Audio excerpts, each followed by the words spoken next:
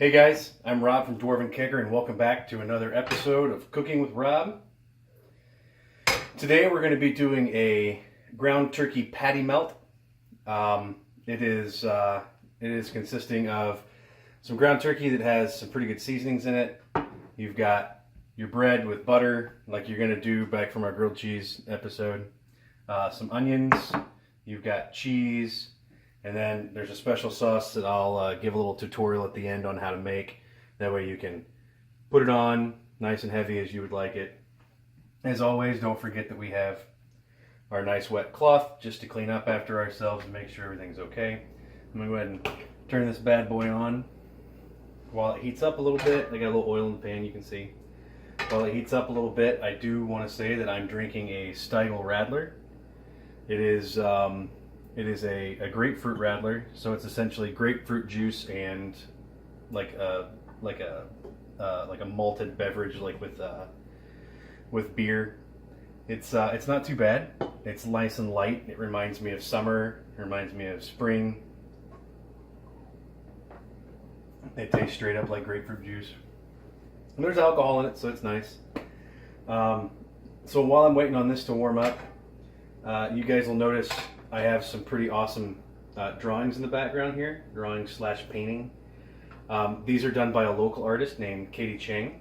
She's in the same lab as my girlfriend, and she has an Etsy. So if anybody wants to check out Katie Chang on Etsy, I do recommend it. She has some pretty awesome pictures.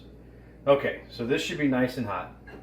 So we're going to take our ground turkey that I mixed with salt, pepper, garlic powder, a little bit of parsley, and then there's a little bit of Worcester sauce in there. Gonna let that guy kind of get nice and cooked. It's not as thick as I would do for my normal turkey burgers or a normal burger, and it's a little elongated because I don't know if you can tell or not, but my bread's a little longer. It'll shrink a little. Also, I just want to keep in mind that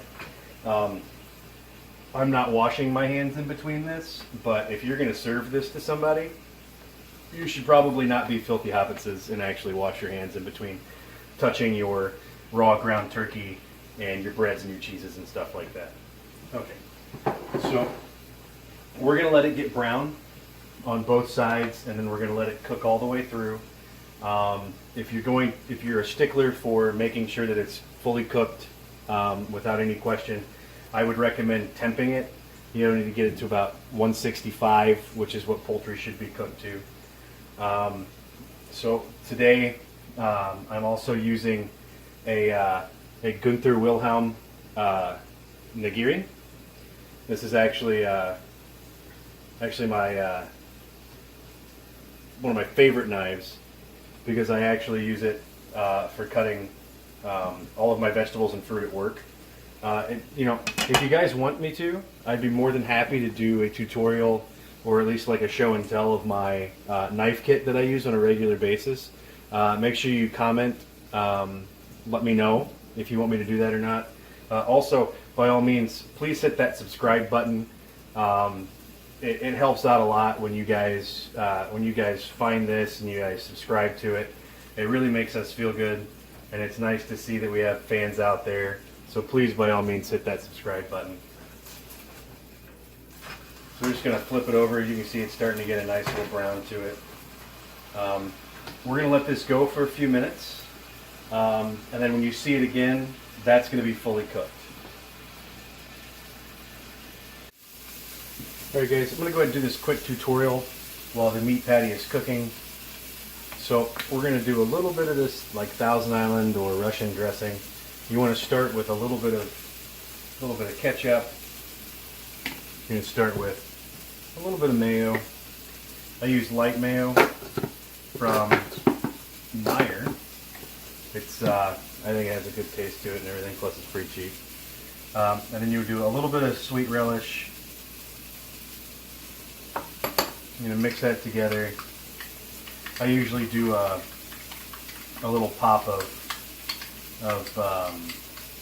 pepper in it, just because I like the pepperiness. And I'll throw a little bit of sugar in this as well. And then on top of that, we'll also throw just a little bit of a little bit of white onion in here as well. But that's essentially how you make the sauce. Our patty is doing pretty good. You can see it's starting to puff up a little bit. When it puffs up like that, you want to kind of give it a little squeeze, because it's going to end up drawing everything back in. You don't want to do that. It'll stay nice and juicy, I promise. I also think that I maybe called my nigiri a nigiri, but it's definitely a nigiri. And it's German steel, but it's got the edge that a Japanese steel knife would have. So it's pretty nice. So once this gets finished, then we will take care of putting everything together, and we'll really knock it out of the park from there. Back, the patty itself is sitting right around 164. So we're going to throw a little bit of these onions on top. And by a little bit, I mean I'm putting all of them on there. Why not, right? Put them all on there. We'll get them on there to get them a little warmer. Move this out just a little bit.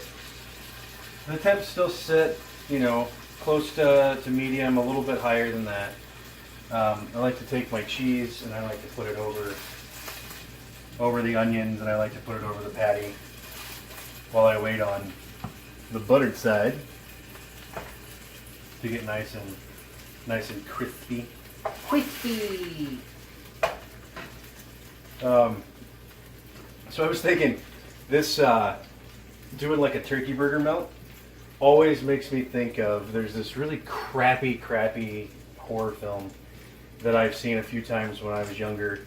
It's called Blood Freak. So it's essentially about this guy that takes his woman to like this turkey farm, and he starts eating this genetically modified turkey meat, which in turn makes him turn into a turkey and start terrorizing things.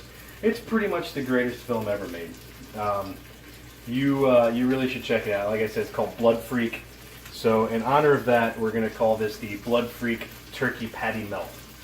And hopefully with that, people will be able to make some adjustments in their life just so they can watch it. It's such a fantastic movie. It's so fantastically bad, I should say. We want to make sure that we're getting nice and toasted on the bread here. When that's done, when it's nice and toasted on one side, we're going to take it back off. We're going to dress the bread on both sides. We're going to put our melt back on it, and then we're going to use the nigiri, and we're going to cut that bad boy in half. Now, I do want to say that the Stiegl Radler is actually really good, and it's something that I enjoy if I'm trying to drink in the sun, because I can't really handle it. I don't know if you guys noticed from the videos or not, but I am a redhead and I do not do well in the sun at all. I try to avoid it at all costs, but unfortunately I'm not allowed to, because I have somebody that enjoys the sun as my better half, and it's a lot more in depth and a lot more of me just going, okay honey, I'll do it, don't worry. So I hope you guys have checked out a lot of the videos on our page already. My partner in crime, Tanner, has uploaded a few videos. One of the big ones that he just uploaded, he kind of gave like a no spoilers quick overview of a movie, or of a series rather, on Netflix called Altered Carbon. Just watching that review, I think I want to watch it now. Hopefully I'll have time to do so. So just some more quick shout outs. Again, Katie Ching did my drawings in the back here. They're hanging up in my office. It's pretty awesome. If you guys have any questions for me about it, I'd be more than happy to post her Etsy link in the description or in the comments.